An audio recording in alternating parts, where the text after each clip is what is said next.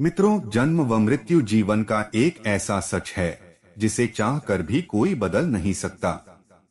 ना तो कोई कभी किसी के जन्म का समय पता लगा सकता है और ना ही किसी व्यक्ति के मरने का समय पता होता है। और इसी बात को साबित करने के लिए आज हम आपको एक ऐसी कथा सुनाएंगे कि आप भी यही कहेंगे कि जी हाँ, मृत्यु का समय और स्थान कोई बदल नहीं सकता। तो नमस्कार दर्शकों, आप सभी का स्वागत है हमारे YouTube चैनल पर। एक बार फिर एक बार की बात है, श्री हरि विष्णु जी अपने वाहन गरुड़ पर बैठकर महादेव भोलेनाथ से मिलने जा रहे थे। कैलाश पहुंचकर श्री नारायण भगवान शिव जी से मिलने चले गए और अपने वाहन गरुड़ को द्वार पर ही रुकने को बोल दिया। अपने स्वामी की बात मानकर पक्षीराज गरुड़ द्वार पर ही रुक गए। तभी उनका ध्यान वहां पर बैठी एक छोटी सी चिड़िया पर गया। वह चिड़िया देखने में जितनी सुंदर थी उतनी ही फुर्तीली भी थी। उसकी हरकतें बार बार गरुड़ देव का ध्यान अपनी ओर खींच रही थी। पक्षीराज गरुड़ उसकी तरफ देखते हुए मुस्कुरा रहे थे कि तभी वहां यमराज आ गए। अंदर जाने से पहले वह कुछ देर द्वार पर रुके और एक अलग ही अंदाज में उस छोटी चिड़िया को घूरने लगे। गरुड़ देव जानते थे कि यह यमदेव का उस चिड़िया को इस तरह से देखने का मतलब यही है कि उसका अंत निकट है। उन्होंने सोचा कि जरूर कैलाश से जाते समय वह इसे अपने साथ यमलोक ले जाएंगे। मृत्यु के देवता धर्मराज जी शंकर जी से मिलने अंदर चले गए, लेकिन गरुड़ देव को यह चिंता सताए जा रही थी। उन्हें उस चिड़िया को देखकर दया आ गई और उसकी प्राण बचाने के लिए उन्होंने उसे अपने पंजों में दबाया और कैलाश से हजारों मील दूर एक घने वन में एक चट्टान के ऊपर छोड़ दिया। अब वो मन ही मन इस बात से बहुत प्रसन्न थे कि अभी इस प्यारी सी चिड़िया के प्राण बच जाएंगे। पक्षीराज गरुड़ देव वापस आए तो देखा कि धर्मराज कैलाश से वापस जा रहे हैं। उनसे रहा नहीं गया और उन्होंने धर्मराज को रोककर पूछ ही लिया, प्रभु आप उस छोटी सी मासूम चिड़िया को इतने गौर से क्यों देख रहे थे? जिस पर यमराज ने कहा, गरुड़ उस चिड़िया की मृत्यु निकट थी, लेकिन वह कैलाश में नहीं, यहाँ से काफी दूर एक स्थान पर होनी थी। मैं यही सोच रहा था कि यह छोटी सी चिड़िया इतनी जल्दी उड़कर हजारों कोस मील कैसे जाएगी, लेकिन वह यहाँ नहीं है, जिसका अर्थ यह है कि वह वहां पहुंच चुकी है जहां उसकी मृत्यु होना तय है, और अब तक तो उसकी मृत्यु हो चुकी होगी।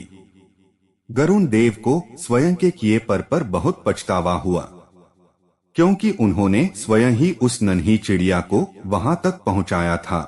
लेकिन वह इस बात को भी समझ चुके थे कि किसी भी जीवात्मा की मृत्यु का समय निश्चित होता है, साथ ही मृत्यु का स्थान भी पहले से ही तय होता है। इसीलिए आप सबके साथ दिमाग लगा सकते हैं, लेकिन मृत्यु के साथ नहीं। खैर मित्रों, क्या आप यह जानते हैं कि मृत्यु के देवता कहे जाने वाले धर्मराज यमराज आखिर किसके पुत्र हैं? आपको बता दे कि यमदेव सूर्य देव के पुत्र हैं और उनकी माता का नाम संध्या है।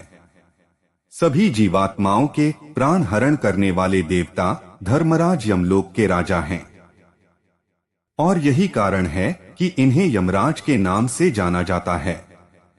वैसे आपको बता दें कि काल देव यमराज को दक्षिण दिशा का देखभाल भी कहा जाता है। इसका अर्थ यह है कि दक्षिण दिशा की देखरेख का जिम्मा इन्हीं के हाथों में है।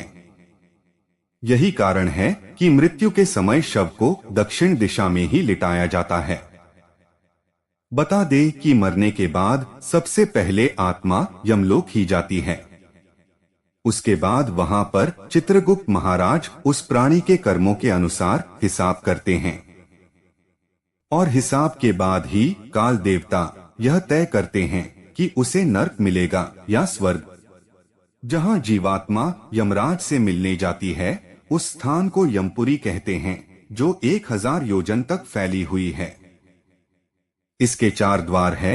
यमराज के पास परमपिता ब्रह्मा जी से मिला कालदंड नाम का एक बेहद शक्तिशाली अस्त्र है।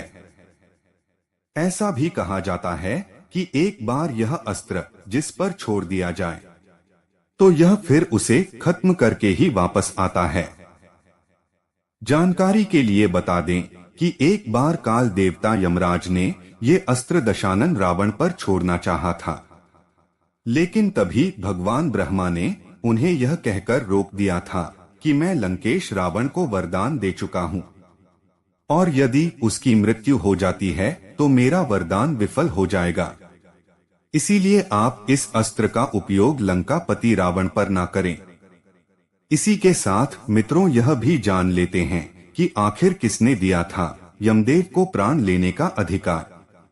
मार्कंडेय पुराण की माने तो जब विश्वकर्मा जी की पुत्री संध्या ने अपने पति सूर्य के डर से आंखें बंद कर ली थी, तब सूर्य देव ने गुस्से में उन्हें श्राप दिया था कि जाओ, तुम्हें जो पुत्र होगा वह लोगों के प्राण लेगा। लेकिन जब संध्या ने उनकी और चंचल मन से देखा, तब सूर्य देव ने पुनः कहा कि तुम्हें जो पुत्री होगी वह इसी तरह नदी के रूप में बहा करेगी। इसके बाद पुत्र का नाम यम रखा गया और वहीं पुत्री का नाम यमी, जो बाद में आगे चलकर विश्व में यमुना के नाम से प्रसिद्ध हुई। पुराणों की माने तो यमराज इस सृष्टि में मृत्यु के विभाग अध्यक्ष बने। पूरे ब्रह्मांड में प्राणियों के भौतिक शरीरों को खत्म करने के बाद उनकी आत्माओं को उनके शुभ और अशुभ कार्यों के अनुसार सही जगह पर पहुंचाने और शरीर के भागों को 5 तत्वों में विलीन करने का काम उन्हीं को मिला, जिस कारण वे मृत्यु के देवता यमराज कहलाए। अब मित्रों, व्यक्ति मरने के बाद सबसे पहले यमलोक ही जाता है, जहां वह यमराज के सामने पेश होता है और यही कारण है कि वह धर्मराज भी कहलाते हैं।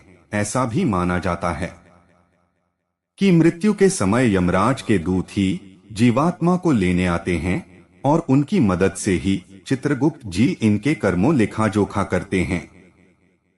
तो मित्रों, आज हमने जाना कि आखिर मृत्यु को टाला क्यों नहीं जा सकता और आखिर यमदेव को किसने दिया था प्राण लेने का अधिकार। तो मित्रों, आज की वीडियो में बस इतना ही। वीडियो पसंद आई हो तो लाइक और शेयर करें और ऐसे ही और धार्मिक और पौराणिक जानकारी के लिए हमारे चैनल को सब्सक्राइब करें। जय श्री नारायण।